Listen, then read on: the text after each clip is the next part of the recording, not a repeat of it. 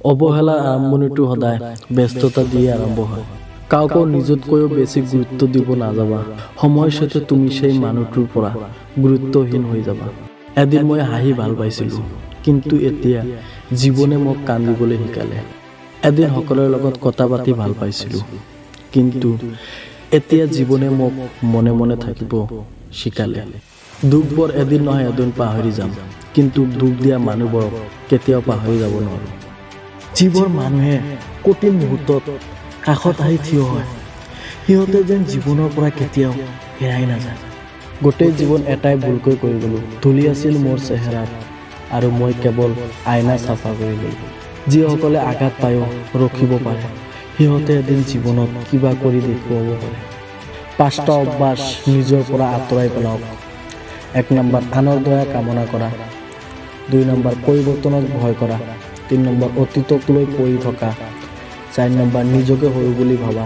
5 number, অতিৰিক্ত চিন্তা কৰা। অৱহেলা কৰা মানুহবোৰে জিকি যায় সকলো সময়ত, কেৱল হাৰি যায় ভাল পোৱা মানুহবোৰে। জীৱনত কি পালোঁ কি নাপালোঁ সেইটো নাজানো, কিন্তু কাষৰ মানুহৰ পৰা একো আশা কৰা উচিত নহয়, সেইটো ভালকৈ বুজিছোঁ। অভিমান বহুত বেয়া বস্তু, যি লাহে লাহে প্ৰিয় মানুহবোৰকো দূৰত খেদি দিয়ে। আনৰ দুখ দেখিলে যদি আপোনাৰ দুখ লাগে, তেনেহ'লে আপুনি দুৰ্বল নহয়, আপুনি ভাগ্যৱান। কাৰণ ভগৱানে সকলোকে মন দিছে, কিন্তু মানৱতা কিছুমান মানুহে অৰ্জন কৰিব পাৰিছে। জীৱনত শান্তি বিচাৰিলে এই 5টা কথা কেতিয়াও কাকো নক'বা।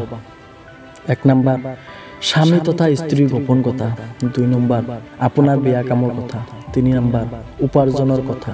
4 নম্বৰ, পৰিকল্পনাৰ কথা। 5 নম্বৰ, আপুনি যদি জ্ঞানী হয় তেনেহ'লে সেইটো কৈ ফুৰা।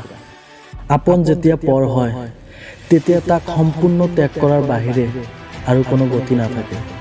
কম কথা ক'বা, বেছি চিন্তা কৰিবা। মনত ৰাখিবা, যিটো মাছে মুখ বন্ধ কৰি ৰাখে, সেই মাছ কেতিয়াও বৰশীত নফচে। যিমান ডাঙৰ হ'বা, সিমানে বুজিব পাৰিবা, এই পৃথিৱীত প্ৰয়োজনৰ অবিহনে কোনো কাকত নাথাকে।